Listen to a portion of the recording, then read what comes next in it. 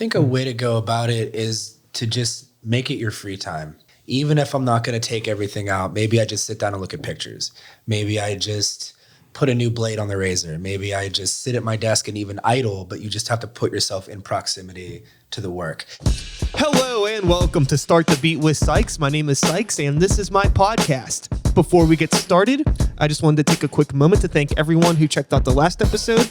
If you're one of the people who listened to that conversation, I hope you enjoyed it, and thanks so much for coming back.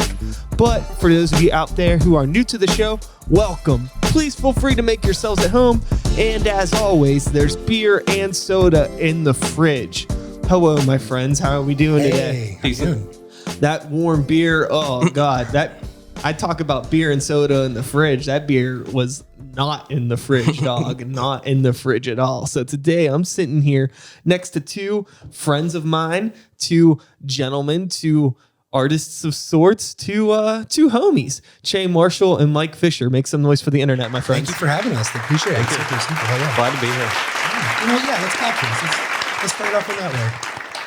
The internet's happy you're here. I'm happy you're here as well. So before we get into everything, before we get into talking about, life, love, and the pursuit of creativity, let's talk about what the both of you do individually. Chay, let's start with you. What's your deal? I'm a local amateur dark photographer, I guess. Groovy. Example, the 40th Street Bridge. Here, let's take this. Let's take this art here real quick. Tell me what else you do, Chay. Graveyards, the moon, whatever catches my eye, really.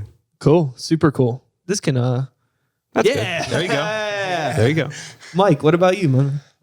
I do a lot of collage stuff. I was super influenced being handed like flyers in high school that were the cut and paste style of like Xerox. And that's basically kind of what I'm still doing now at 30. I'm still kind of pursuing that same aesthetic, National Geographics on cardboard type stuff. Yeah. Cool. Yeah. So with you guys in artwork, I'm just going to move this over here a little bit. Let's do that for right now. Yeah. Cool. When did, Chay, when did you get started with photography? Hey, let's High school. push you in just a little bit. 10th grade. You can, yeah. There we go. Yeah. Cool. We're good. 10th grade. Cool. Mm-hmm. What about you, Mike? When did you start doing your collage stuff? I think around the same time. We Votech. both were we were both in the same Votech class, cutting our teeth doing photography, darkroom stuff.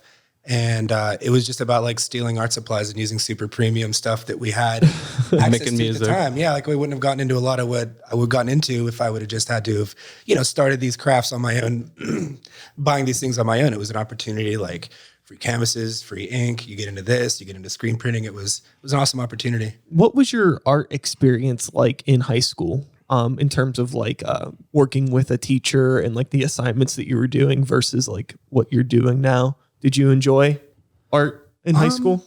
I didn't take art in high school. I was pretty much primarily into music. It was almost like 2005, my graduating years, when I really took an interest in getting into specific artists and diving headfirst into like art as a lifestyle and art as an ideal. Like it kind of came later. Like I don't think I took a high school art class. Oh, okay. What about you, Chay? I didn't take an art class either. Yeah, I just really latched on to the darkroom photography, but it's kind of too expensive to do that. So I just started doing digital, Yeah. It's easier, it's quicker, Do you find yourself, fuck, there's so many places we could take the conversation. So I'm going to try to steer this in a more linear path, kind of with those origins. So no high school art classes and things like that, but you get into something eventually. And the two of you do pretty different things. So we're kind of have to be ping-ponging back and forth here. But with you, Mike, what was like one of the first projects you remember doing that maybe a light bulb went off in your head and you're like, fuck, like I could probably do this for real? That's actually an excellent question. I never really thought about that. I think one of the first pieces I made on my own that I was excited about, I can't remember the actor's name, but the Pollack movie that came out, I think it was like, was that late 80s, early 90s or something? Super taken by that movie. I got pieces of paper and food coloring, splashed them with the food coloring, cut them up and rearranged them. And it was this aha moment of like, this is an accessible thing, right? This isn't for just like lone geniuses or the hyper talented. This is something that you could pick up with nothing. I mean, I think that was the first moment of like, we're all artists, like the cliche of like, if you just do it, the verb itself becomes the identity. It was like that moment. Definitely the Pollack movie. Awesome. I don't think I've ever thought about that. That's super cool. What about you, Chay? What was it again? What was the question? I guess for you, the way this question would be framed was there like a particular photograph that you had taken that maybe sparked this off? Or were you just I want to do this and you just started going for it?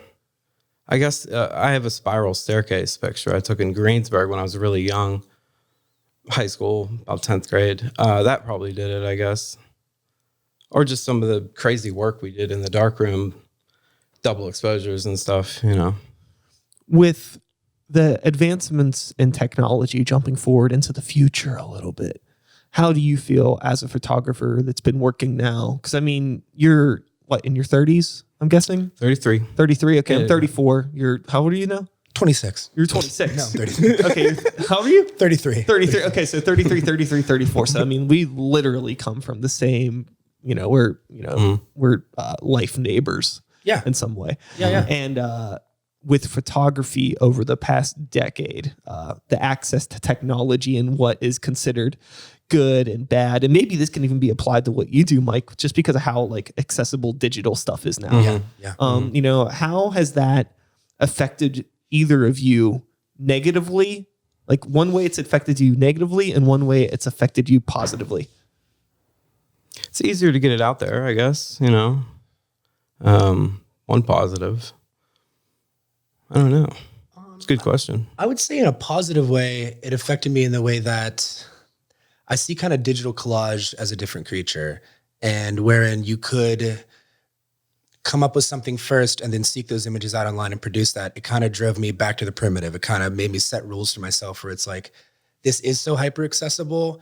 I'll go back to just what I can find in magazines and Razor, and limiting myself in that way causes me to make stuff that maybe I wasn't even creating when I went into it in the first place. Just being limited by tools, what is in this book or whatever, kind of like there's been a magic to that instead of just thinking like, oh, I could put these things together and then photoshopping it. So I'd say a positive that it's kind of like steered me into some like uncommon directions or directions I wouldn't have taken off the bat maybe. Totally. And I think that I can relate with that in terms of music, because there's some stuff where I get my house, I have my little recording set up, and I got, some actual like physical beat machines and some physical keyboards. They're not like stuff that's on the computer. Right. But now I also have my stuff on the computer where I can like sit on the couch and put my headphones on and I could do whatever I want. Yes. Yeah. But sometimes because like I could literally have any synthesizer sound I want or any drum sound I want, it makes it so hard. It goes back. It's like that option paralysis, like opening up Netflix and you have access to everything, but there's nothing to watch simultaneously. How the fuck does that happen? Just too much. In the cereal aisle, it's just too much. Yeah, totally. So I think there's probably something definitely really crucial to be said about maybe pushing aside the technology and just working with, stuff that you have to physically cut out and touch, or working with a physical camera that has, settings that isn't like, fucking like my phone now. I just got the Google Note 10 Plus, some fancy fucking thing. And it has like all of these like automated settings. And it's just like, okay, this is cool. But it's like, doesn't it have like 2 cameras on it? Like three. There's 3 camera lenses? Yeah. It's crazy. Yeah. It has like there's like the 2, so you can like do like super HD stuff. And then the third one acts as like almost like a pseudo fisheye. It's like a really super wide angle on it, which is pretty cool.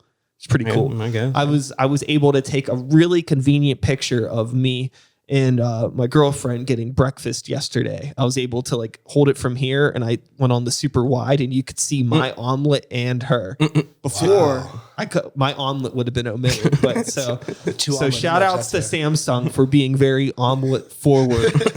All the hidden omelets will now be seen. You got to embrace it too. I mean, you don't want to stand off against technology. It's where we're at. It's unavoidable. I mean, we're both online. We both use digital manipulation. You still also have to embrace that, I think, in a way too. Like, or try to. No, I think that's a really, really, really important thing to note, is the fact that it's not changing.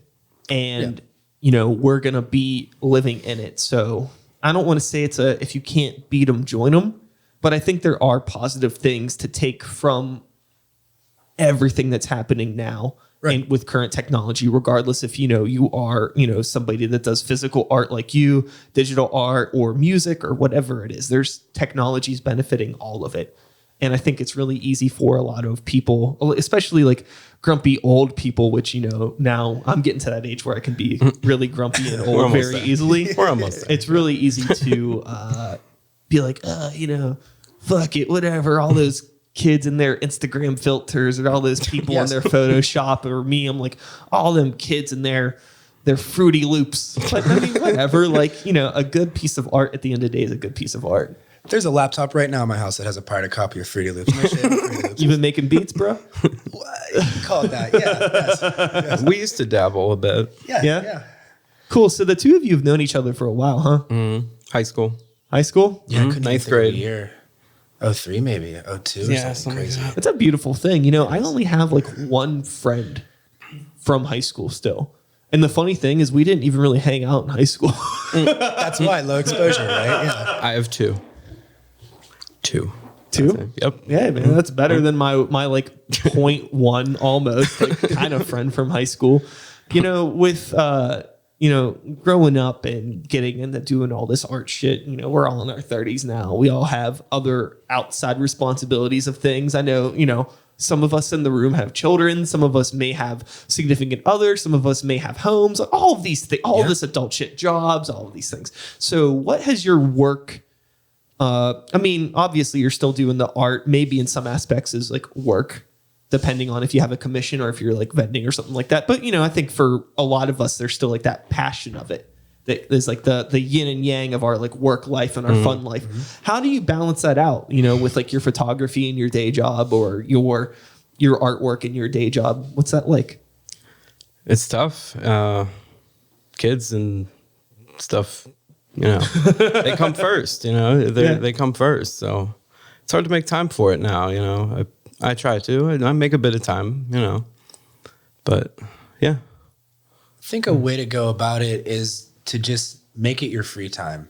That's all I've been able to kind of really carve out is like the chaos of the kid, the chaos of the job, the chaos of the relationships, families, mishaps. That's not going to slow down. But what I can try to do is if I have an hour to myself, even if I'm not going to take everything out, maybe I just sit down and look at pictures. Maybe I just put a new blade on the razor. Maybe I just sit at my desk and even idle, but you just have to put yourself in proximity to the work. You might not be able to like write the song, but just sit there with your guitar in your lap. You know what I mean? Make it your free time, your kind of like focus when you can, and that's it. Just hope it ekes out. It can. I think there's an important part of just living in your hobby. Yeah. And a big part of that isn't always like being, 100% productive 100% of the time. Right. Sometimes you're only 10% productive 100% of the time. Mm-hmm. But as long as you're moving forward in some way or trying to work on stuff without trying to work on stuff is the best way to go about it. Like you're not forcing yourself. It's just, like you said, it's free time. You just naturally gravitate towards like, well, I'm going to be around this. And maybe if something happens, maybe I get one little thing done. It's more than you had done when you woke up. Just orbit it. I mean, even if like, people are dealing with like work burnout and mental illness, and sometimes you don't have the creativity, you can't apply to that. Just orbit it. If you're in a band, just try to listen to new music. Or if you're in a visual artist, just enjoy other visual artists if that's all you have the capacity to do in that moment. You know what I mean? Like I think try to engage it. It's most important in general just to enjoy what you're doing. Yeah. I think that with some people that I know that are in bands and people that I've even been in bands with over the years, it becomes obvious sometimes when you're around somebody that isn't having a good time anymore. And that's like, why are you doing this then? Yes. I think for a lot of people, it's because they don't have anything else. Right. But if you're not having a good time, like now you're ruining my time. Right. And that's not very nice of you, friend.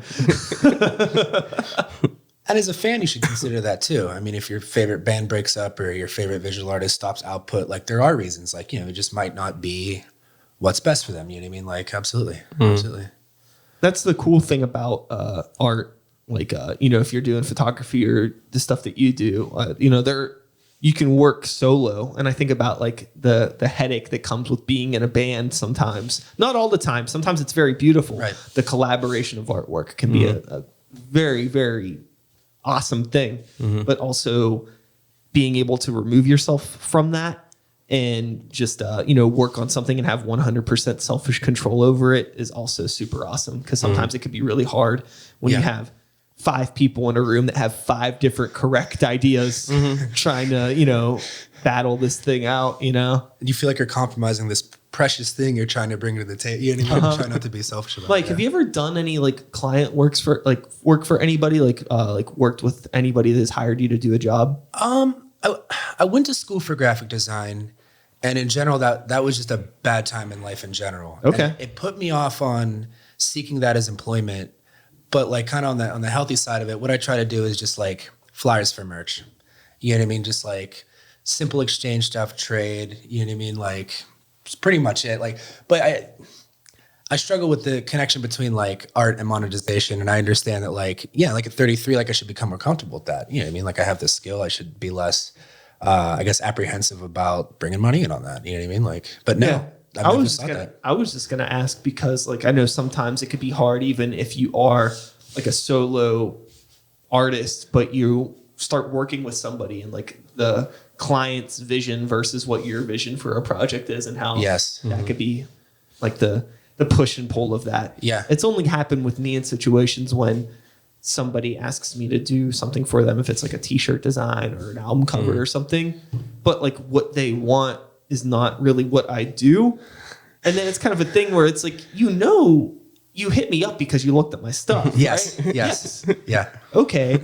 So what I'm doing is a reflection of my stuff, right? Yeah, but like we were hoping for something different. Talk to somebody different. Find that different person. Tattoo artists can relate to that too. I'm sure that's a daily struggle in that. I would say that's probably a really, really big tattoo artist thing for sure. What about you, Chay? Like you, I don't know if that's something that would happen with photography. Have you ever done any like photos for any bands or anybody in general? Weddings? I do local shows a lot. Yeah. I go to a lot of local shows. I love going to local shows. I haven't really worked with anyone on anything really. I've done small favors for friends, giving them pictures and whatnot, but I've never really collaborated with anyone too much. But I love the local scene. I love going to local shows. Lots and lots of bands. Have either of you played in any bands or done any music stuff? We have our own music projects, yes. Okay. Let's talk about that or some of that stuff. Is any of that stuff active or is it just like funny things throughout the years? Kind of old. It's kind of old now. It's pretty old. It was more whimsical back like in those Votech times. Yeah. But it got serious. Chay is modest about it. He has this, I'm just gonna blow him up. He has this project Jealous Zealots that I super dig. And it's like minimalist experimental. Like it's like ice pick level minimalist. Like it's painful. I super dig it. Like I always plug him or try to drag him out to get him to play stuff. Or my first idea for the band was just recording noises in life, like a screwdriver, like an electric screw, like yeah, or stuff like that, and just mixing it into a song. And my first few songs were really, really terrible. They're terrible, but I did get a little better, and I used Fruity Loops and mixed some different stuff in with it too. Movie quotes. I did some movie quotes and stuff. Yeah. Okay. What's your description? I'd like to do more, but of his project. Yeah. Well, like I said, like you seem to be a little bit more passionate about it. Well, I mean, that's the thing with the fans and the creators always, right? Like the guy that made it feels this far away from it, and you're right here with it going, gee, mister, do you remember when you did that thing? And the artist is like, yeah, I do, and it was terrible. Yeah, totally. But yeah, I'd say super minimal, but not in that minimalist techno way, in that way that there might only be one super jarring sound going on at once, and clips cut up in that like Skinny Puppy way and that like jarring way. Like I kind of related to that kind of like like minimalist industrial, I guess I'd call it. I super dig it. Yeah. Awesome. And that's out there on Bandcamp? I believe I do. I have a Bandcamp for it, actually. Yeah. How recent, like, is your most recent project that you, or My thing that you released? most recent song? Yeah, whatever you released on Bandcamp. 4 years ago or so. Okay. Something like that. It's been a while. So what's up with the delay on that? Just not feeling it? No time. My computer broke, a lot of factors, kids and, Fair enough.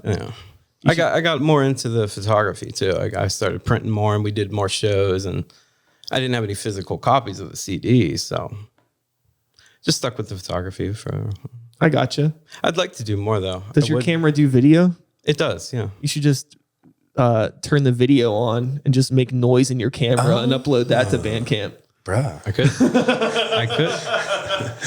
And if you get video at the same time, then you got the visual to go with the audio. Mm-hmm.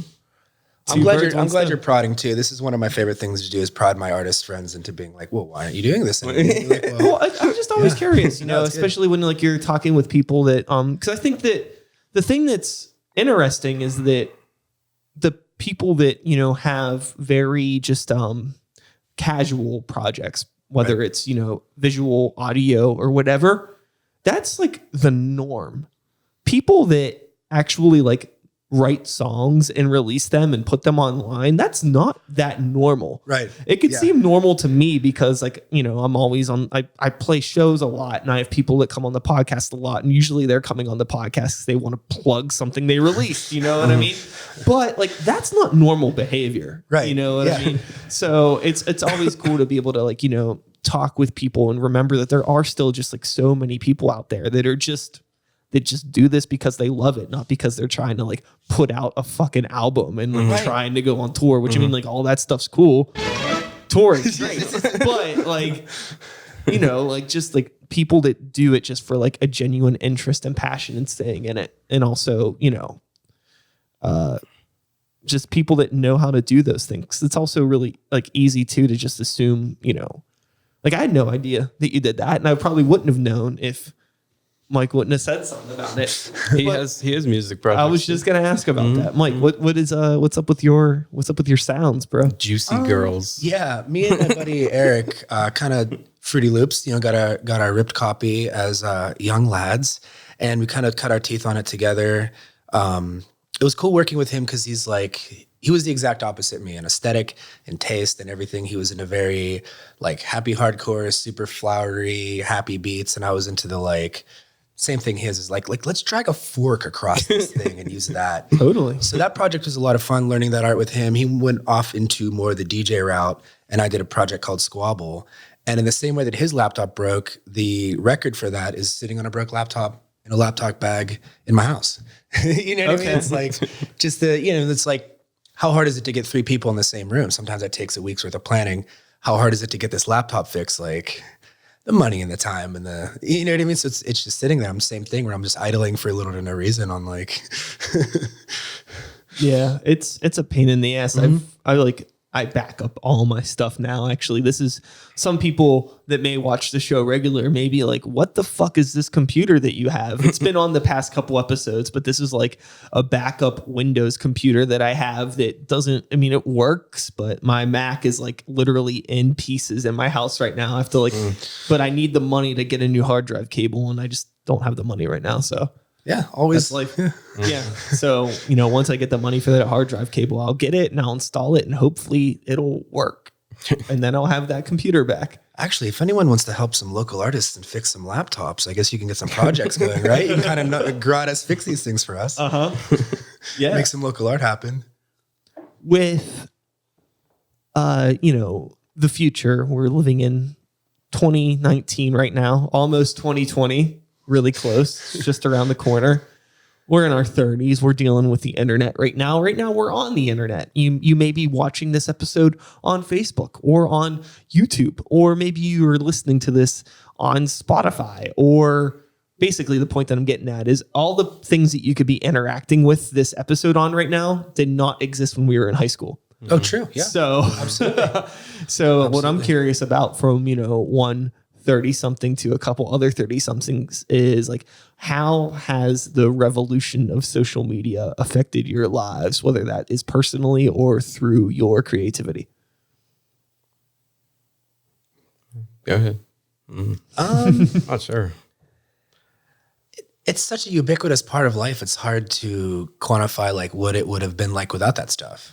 You know what I mean? Like it's not always, it's great to expand your audience. It's not always good for your mental health. You know what I mean? It's not always good for like what you're focusing on, but it's good for like ease of communication. Like I don't know what my life would be like if, you know what I mean? There had never been that stuff that had developed. So it's hard to say like, is it good or bad? I don't know. It's just, it's now, man. I guess it's. I had someone in here earlier today, another podcast guest, a young fellow, a rapper, musician of sorts. Oh, cool. The name Pick Patek is the name that he goes under. He is 20 years old, very, very young, fresh in the game, Very doing cool. all this stuff. And we were talking about, I was asking him the social media thing, and I was like trying to like look up stuff on him before. And I was like, do you have a Facebook page? He was like, no. He's like, nobody that I know uses Facebook. Cool. And I was like, okay, cool. I mean, like he was like, everybody that I know uses Snapchat and maybe Instagram. And it's like, cool, that's tight. And then the next thing I was like, how the fuck are we going to market this episode to your fans? You know what I mean? And it's just kind of like, I guess that's a good question. I was like, you know, do your friends like podcasts? Like it's such an interesting thing because like there's a whole demographic, a whole generation of people that are, you know, just a few footsteps behind us. Yes. That are not interacting with any of the shit that we're on. So it's so interesting in my brain trying to figure out, okay, like, well, what do I need to do to get, you know, in front of these people? You know, do I have to make a fucking Start the Beat TikTok page? I really don't want to. God, brother. You know, I could, people could start, what do you do on TikTok? You like pretend to sing other people's songs, right? I don't know. Maybe people can pretend to be me and do the Start the Beat intro on TikTok. I have no idea. If you use TikTok, let me know how to do it. I'm not going to use it, but I'm curious. I don't want to seem like one of those like these kids today things, but I'll catch those TikTok ads and there's something like bizarrely hypnotic about the way they're cut and they move and their eyes. And I don't know, man, maybe I was a little bit paranoid because of like chemical reasons, but it seemed like a psyop. It really did. I watched the same clip of this guy like 8 times and another voice, like, you know, like above my consciousness was like, hey guy, you've watched that 8 times. And I was like, what am I doing? Like TikTok is spooky, maybe jump into it. Maybe just embrace that. Maybe. No, you know, I think this goes back to that conversation of doing something because you want to do it, not forcing yourself to do it. Yeah. And like, if I genuinely wanted a fucking TikTok page, I would have had one, but I couldn't even do Snapchat. I remember when Snapchat came out, I downloaded it. I had it for maybe a couple weeks tops. I barely used it. It just wasn't for me because like those apps I think are for people that are really into being on their phone. And I'm just not. Like, I can't even fucking update my stories barely because it's just like, I don't think about it. Like if I'm doing something, I'm just doing something. Every once in a while, I will maybe I'll think about it and then I will interact with it. But that's like once a week. Right, there's people that I know that I can't fucking be around them. It's like literally, it's like in their blood where it's like, you know, they fucking, you know, they like step into a new room and immediately like, boop, story. And I'm like, okay, wow. Like my brain just doesn't even like think to do that. Yeah, me either. It's like a cultural thing, I think. So, you know, I mean, it's a very take pictures of stuff culture. And it's just not something that I grew up doing. So it's hard for me to think to do that. You know what I mean? It's hard for me to like have a Snapchat account because it's like, I don't want to take pictures of what I'm interacting with. Sure. When I interact with it. You know what I mean? Well, I'm curious, like Chay, how that like ties into what you do, because I mean, you are a photographer and that like whole like photography lifestyle now that we're living in. I've never been a fan of the Snapchat. It's just too social, I guess. I'm a lighthearted person, but I don't like the idea of being in an environment where everything kind of has to be funny. Yeah. Or like on Snapchat. That's the thing, right? Everything has to be funny, or it has to be like, you know, somebody sticking something in themselves for money. Yes. That's like Snapchat. That's basically what that is, right? It's a microcosm. Or TikTok. It's like everything has to be like cute and catchy. And it's like, it just doesn't feel like the real world. Like neither of those platforms feel like the real world. At least like on Instagram still, you kind of get it all. You know what I mean? Like you can see like like something funny or something serious or something really cool and interesting, or, something that's half naked. Like it all makes sense in the environment together. And like, yeah, I don't know. I think that's the biggest thing that turned me off about Snapchat was just a bunch of my friends that aren't that funny trying to be funny. Like, that's me on Snapchat, basically. I'm just a fucking grumpy old man, though, I guess. Could I actually snake one of those brewskis? Yeah. Kind of thirsty. Yeah, we can do that.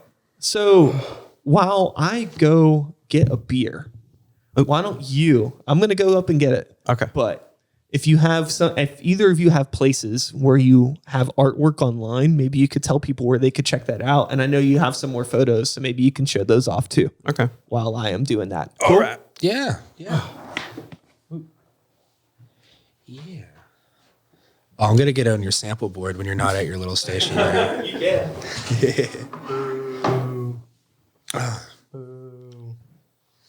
That one's from Salem that I just set down. Salem, Massachusetts. So how are these available if someone were to want one of these prints or to contact you? Just personal message me. I don't have a store or anything, but Chay Marshall on Facebook. Listen True on Instagram. Just hit me up if you like it. Yeah. Yeah. That other tree one, that's from Coriopolis. It's Ridge Avenue in Coriopolis. Thank you. Yeah, I vouch for it. Beer? Yeah. Yeah. Yeah. Might as well. Penn Gold. Oh, much better. Fun fact, the first time this brewery was open in the ancient times, their main brew, I think, was called the Duquesne Ale or Duquesne Pilsner. Their slogan was Have a Duke. I was looking into this building a little bit before I came. Super cool history to it. This building does have a great history, Mike. Thanks for the tip.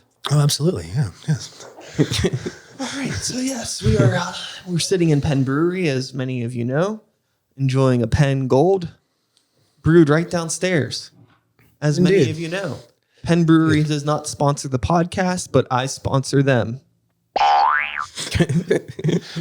So we're not going to get a check for that. That was just that's okay. No. No. At least the least they could do is give your boy a 6-pack. Jesus Christ. Trying to fucking, no, it's fine. It's one of those things where it would be cool, but as somebody that lives an artist lifestyle, I have like empathy to any independent business. And it's like, okay, sure, I could probably weasel my way into having you give me a case of beer. But also it's like, it's like, you're not fucking Budweiser. You know what I mean? Like that. And like the little fucking, the $10 out of my pocket for the 6-pack isn't a big fucking deal if it helps keep your fucking employees taken care of. Yes. Yeah.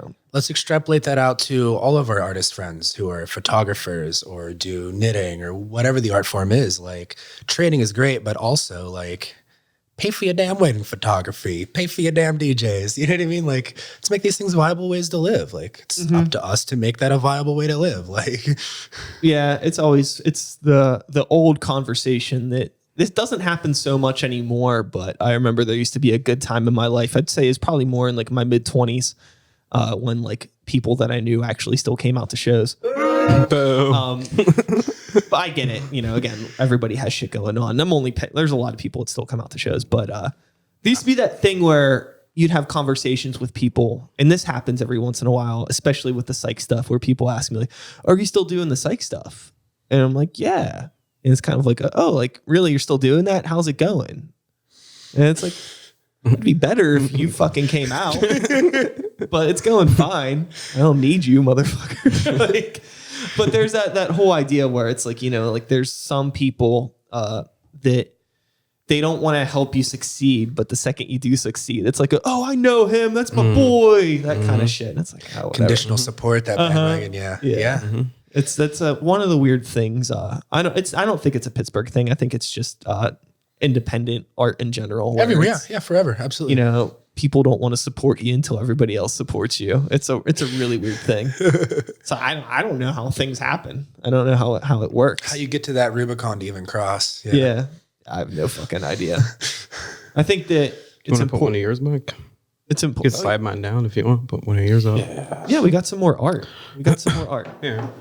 I'm just gonna unravel mine and then re-ravel it. It's kind of unwieldy. I just collage out of a book until I get like something that's a flyer that somebody wants to do.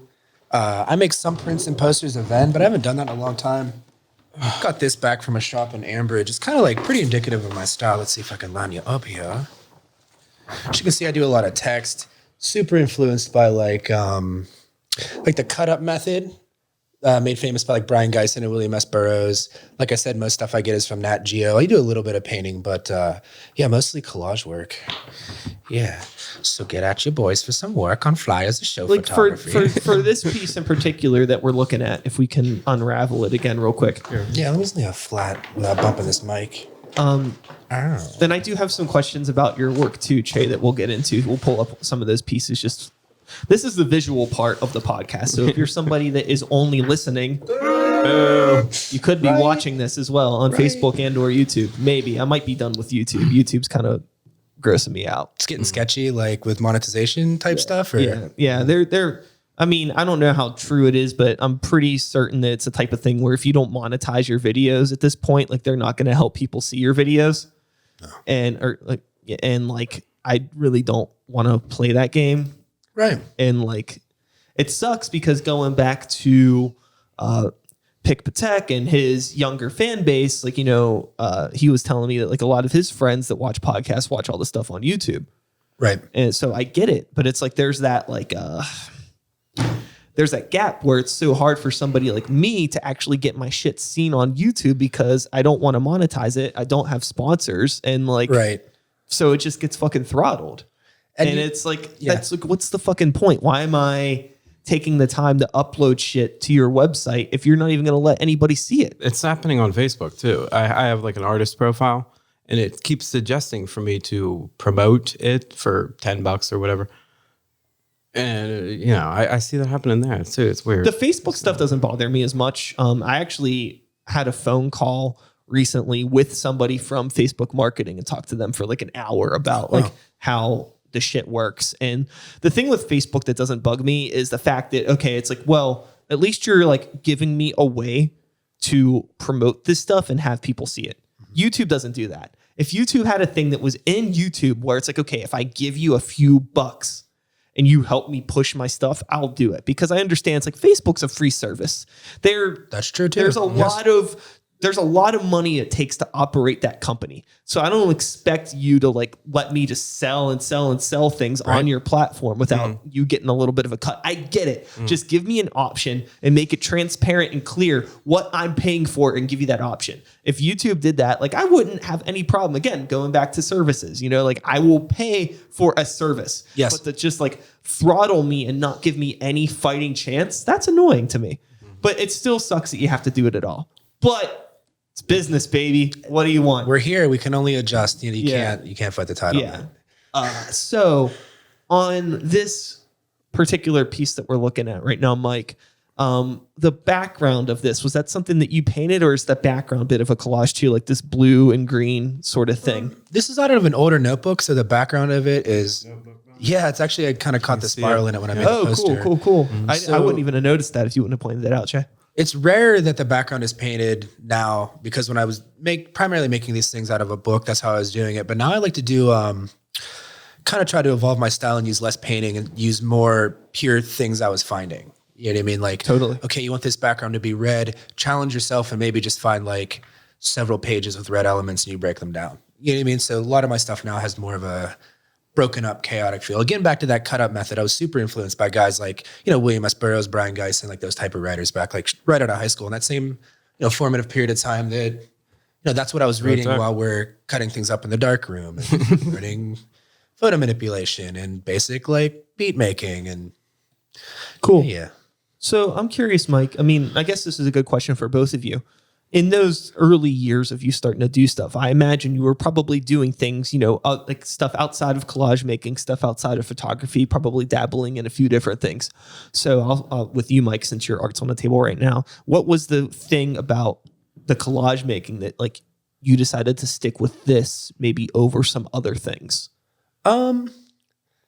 Just making stuff that excited me. Like I was always really stoked, like, in high school coming down the stairwell and your buddy that's in a band is waiting at the bottom of that stairwell with a stack of flyers and it looks like cut up text and piece together images. And to me, that became like, I don't know how I would verbalize it, like the dangerous aesthetic. You know what I mean? Like the just the medium I wanted to work in. So when I started to do stuff, I was like, I want to make something like that. Like I remember like even like the classic punk flyers would be like Ronald Reagan with like half a rocket in his head and like some Xerox stuff. You know what I mean? It's like there's a long tradition to that.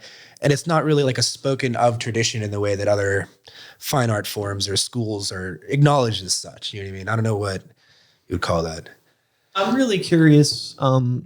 This isn't somebody that is 100% adjacent to what you're doing, but something that actually somebody that's on my Facebook feed was complaining about this person just like a half hour before you showed up. So it's in my brain. What is your personal opinion of Andy Warhol? Oh, wow. Like I said, it's not adjacent, but similar in some ways. No, I laugh because I have been kind of like, I guess snotty about Warhol. There's things that I really enjoy about him. I see him as a very important figure. I think it's really great that he helps bolster like this town as an art town. But there's just things about like his work I didn't enjoy. The logos I didn't enjoy. The way I'm a huge fan of Jean-Michel. And when he collaborated with him, he'd kind of like didn't know how to really do that. And I felt like a lot of Andy Warhol's importance was knowing who to have orbit him, right? Like he was kind of a collector of personalities when you look at like the people in the factory and the, you know what I mean? Like his involvement with the Velvet Underground and stuff. So in some ways I see him as like a necessary evil. Like he put us on the map, kind of a good artist. I see him mostly as a socialite, people collector. I'm kind of bad taste with the guy, but in general, go to the Warhol. It's a great thing to support now. It's a great, you know what I mean? They do great things now. Like do it, go. Yeah, for sure. Yeah. I think he's a very interesting person. And with that being said, very lame people and cool people can be interesting at the same time for different things. Yes. So it's a very loose term. I find him very interesting. Yes. Just fascinating because I think there's just something with, obviously there was other people that were thinking and probably doing the same things or something similar to what he was doing at that time frame. Right. But like he had the right people around him to document it. It wasn't like there wasn't, nobody had TikTok back then. So, I'm always really curious to know about like the people that would have been, doing similar stuff to what he was doing, but they just weren't in the right place at the right time. Because there has to be those people, and it's a good chance we'll probably never even know. That's, like I said, he was a necessary evil. He did shine light on people that didn't necessarily have the social aspect of being an artist, right? Like you're a genius artist in your basement. You're your audience. What good is this? You almost need the Andy Warhol figure that could schmooze and talk. And it's part of the in a way, evil. He was like kind of like the first social media star. Yes, and a lot of the concepts, in some ways, in terms of like art, like social media art as an art, I would say. I mean, there's probably somebody else. I don't know if you want to correct me. I don't know. I'm just thinking out loud here.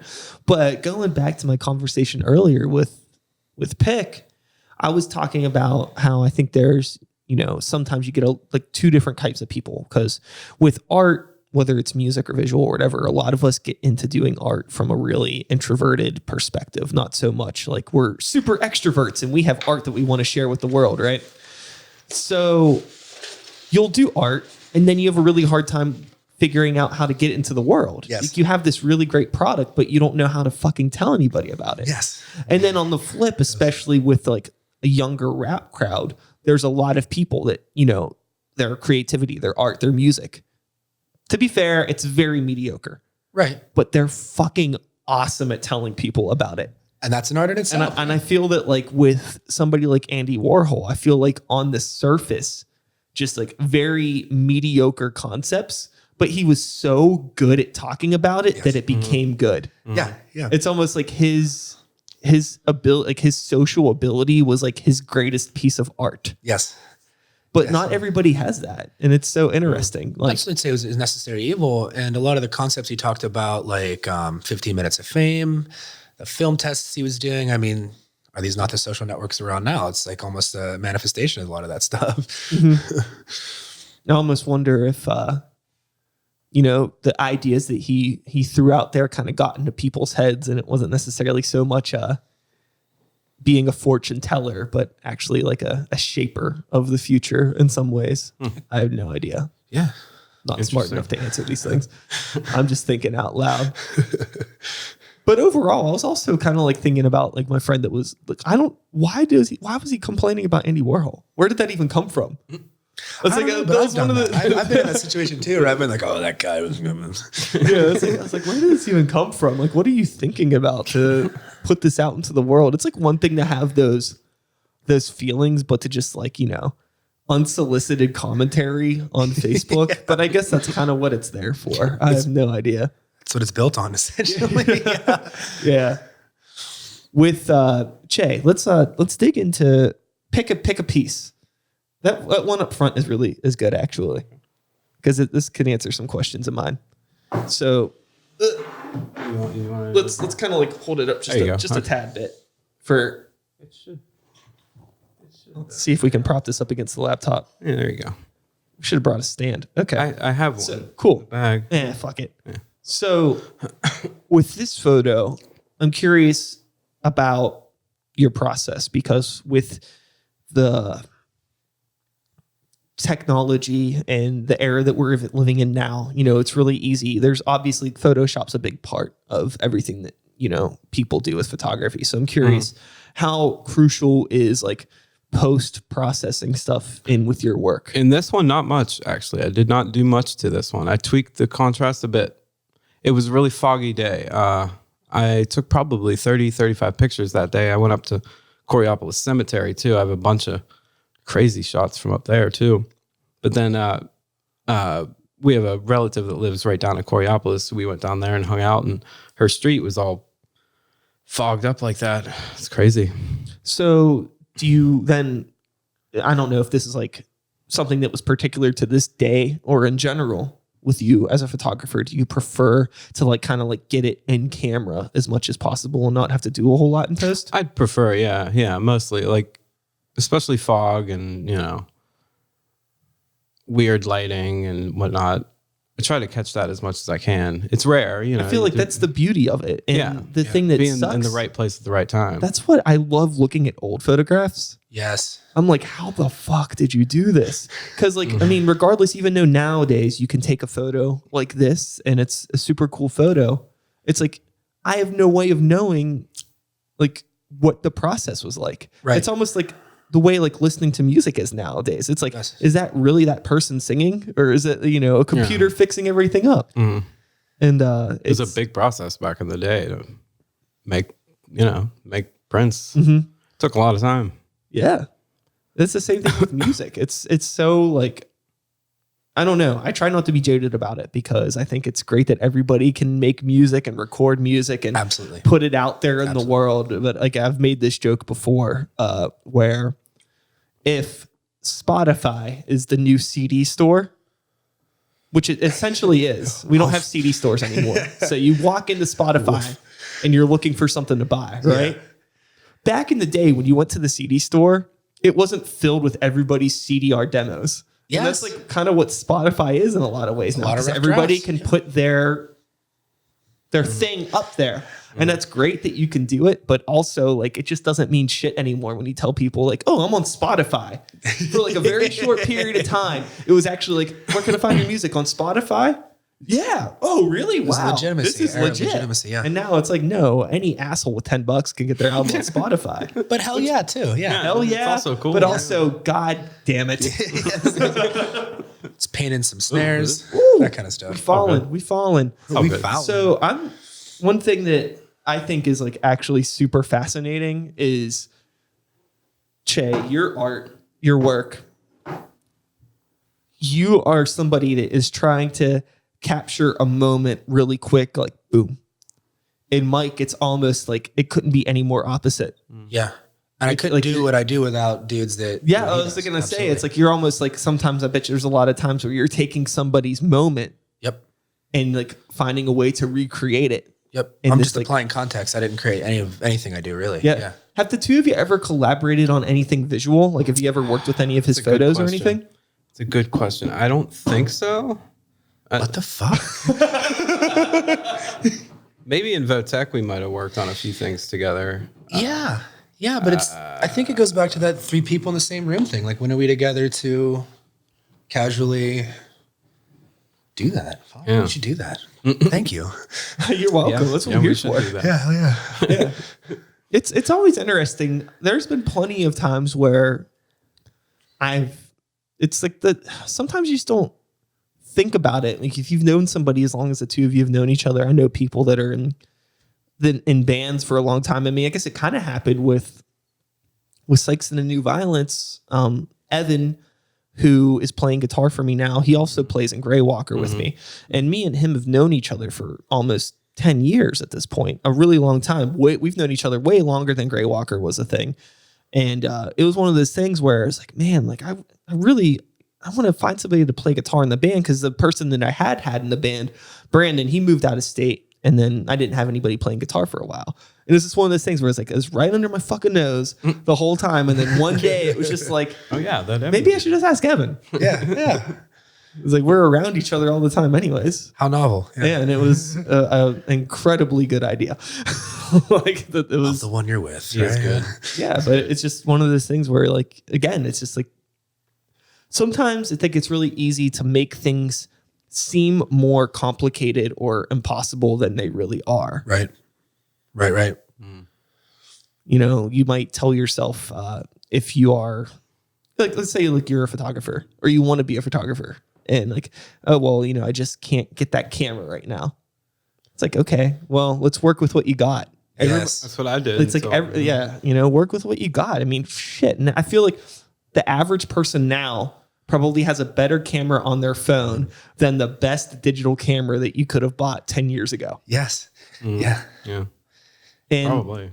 you don't need that much to do stuff that's great. You know, I saw like a really cool post online once of like it was like they took amateur photographers and professional photographers, and they gave the amateur photographers professional gear and the professional photographers like cell phones. Yeah. And had them like, they like staged shots and had them like, you know, take the same photos, and it just had like the side by side comparisons of like, you know, like how you know, an amateur photographer, without knowing how to do settings on a camera, you know, like how, like the difference that it really does make. It was basically like, you know, explaining that difference. Yeah. Which, I mean, on the surface, it's not, depending on like how and why you look at a photo, you might not notice like, oh, there's like extra contrast on those shadows and things like that. The average person must be like, oh, well, that's a picture of a person sitting in a chair, and that's a picture of a person sitting in a chair. But if you have the eye, it's like, it's glaring. Yeah. With the future, 2020 coming up just around the corner, I know this may be a bit of an interesting question, or maybe a bit of an uninteresting question, since neither of you seem to be, you know, like working with clients or doing anything like super major, but like, what's on the horizon? Are there any like big things that you're trying to do, or is it more just keep on keeping on, try to stay productive? Keep on keeping on, pretty much, I guess. Yeah. Keep that train rolling. Do either of you have any interest in like working with other people? Are you looking for work, or you just kind of want to keep this more personal? Oh yeah, I'm totally open. Just find me on Facebook. Dry call, hit me up. I'm always open to work with anybody. I think that's great. And I haven't had much purpose or direction in creating art recently because I've had to move. There's been some like, you know, general life chaos, but even just doing this podcast is a great impetus to be like, make sure I have things online and make sure maybe like I get back into things. You know what I mean? It's like, it was a good catalyst. So it's super important. Yeah. So do more podcasts, I'll say, moving forward. I'd be open to it. You know, I'd be open to working with people. I'm not sure what it would be, you know, but I'd be interested, you know. I do like doing my own thing though, you know, like sticking with my own thing, but that would be interesting. Yeah. I think it's important to just do what you want to do. And again, you know, you can find both of these gentlemen on Facebook. You got Chay Marshall on Facebook and Mike Fisher. Yeah, you got it. Mike Fisher, the only. Look them up. They're really good dudes. We're going to wrap up here in a couple moments. I don't think I have much else to say, and we're pretty much at an hour anyway, so it's been a fucking podcast, my friends. Thank you so much for Was having there us. any art that either of you brought that we didn't show? I have a few more, but whatever. It's all good. Do you want to show anything else? You brought it. Yeah, do it all. Let's round it out. Let's round out this episode with a couple more pieces from Chay. I try to be couple like more Flavor too. Flav. I'm always like, do it, Chay. Yeah, no, it's crucial. I mean, you brought this shit. Let's show it. Shot just from my backyard. Trees just hanging down in front of me. It's supposed to go that way. Okay. People at shows always try to flip it around. They're like, "Is this supposed to be this way?" And I'm like, "Yeah, it is. Yeah." What's your experience been at shows, like showing work? I guess I should. That's probably a good fucking question to ask. God damn, fucking professional over here. So, you've shown art in at places before, Mike. Have you ever done any art exhibits or any like showings of anything? A buddy of mine had a gallery that was kind of short-lived, did some First Fridays. I did some stuff with some schools, but again, that's like kind of a mechanics I've never really known how to do. So if you like my work and you're a gallery owner, I just don't know the mechanics of getting into them. Yeah, you know, if someone wants to even give me a heads up on how to like get into that scene, I'll do it. Hell yeah. I think for the most part nowadays, it's interesting. There was this thing that I've seen happen with a lot of people that I know that do art where they're like the art, like the proper art galleries have no interest in like showcasing anyone's work. Yeah, it that's why I seems. would endeavor. So you have all these like local bands that also have like artist pop-ups at the shows. Things like All Scene. Shout out to Mike Zickafoos, right? Yeah. All that stuff. And it's a great event. like those things are like pretty much, I feel like what's keeping like real like underground art alive. It doesn't feel like there's any place in the world for underground art that isn't underground fine art. And I don't even know if the term underground fine art is actually a fucking thing or not. But you know what I mean. I like that though. I like that. So Chay, with you and like where you've like, what's your experience been with showing at events? I've been to Steel City Con. There's a couple local shows I do, Horror Realm, and can't remember the name of it. Dang it. It's really nice though. It's nice. You know, it's a rough setup and it's a rough breakdown, but the whole showtime is great. It's awesome interacting with people. We've had some great times vending shows. Even when we don't sell anything. You just even if you don't sell anything, it's fun just getting out there and talking to people, you know, having them ask you questions about your art. It's great, you know. It's a cool community. You know, it's like just worth it. If you are a vendor or a crafts person or looking at events or wondering like, should I do this convention? Just do it. It's great. Even if you don't make your table money back, you're still at the event. Networking, some of the people I've met doing some of those have been worth the table price in and itself. You know what I mean? Just like the experience of that for sure. Yeah, I wholeheartedly agree. Yeah. I think that it's the best thing to do is to just get yourself out there as much as you possibly can. Yes. Through any avenue possible. It just seems like nowadays there's really no rules. And I feel that it's really easy to put doubt on yourself by thinking that you're not doing something right.